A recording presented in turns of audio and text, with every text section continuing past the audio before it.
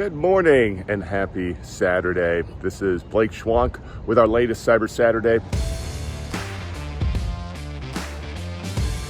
And I just took the opportunity. I know I'm sweaty. I know it's kind of gross, but I'm just out here for a run in our nation's capital, and I'm at the Capitol building. And I just wanted to compare this to security on your network. As you can see, there's some basic fences here. We always talk about security in layers. There's some basic fences behind me. These things are about 3 foot tall. I could easily step over them. I might trip and hurt myself, but I could get over them.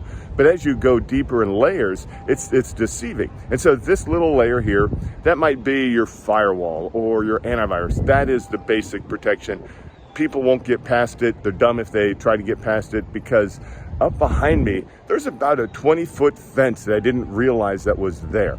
That fence is security in layers, along with another short fence in between me and that really tall fence. Plus there's an armed guard back there. But if I get past all of those, there's about a 20-foot fence back there that'll keep me out. That is security in layers. That might be your managed detection and response that actually attacks the attackers when they get into your network. So this is a pretty cool place. I haven't been to the Capitol in years. Probably 10 years, and it is just a really cool place to come visit. So if you ever make it out here, come check out it. Check out the Capitol, check out the Washington Monument. But it really is a good reminder that security is not just one fence. It's multiple fences on your network. Please make sure you keep your network secure. If you have questions on how to put those multiple fences in place, give us a call at Colorado Computer Support. We're experts at what we do.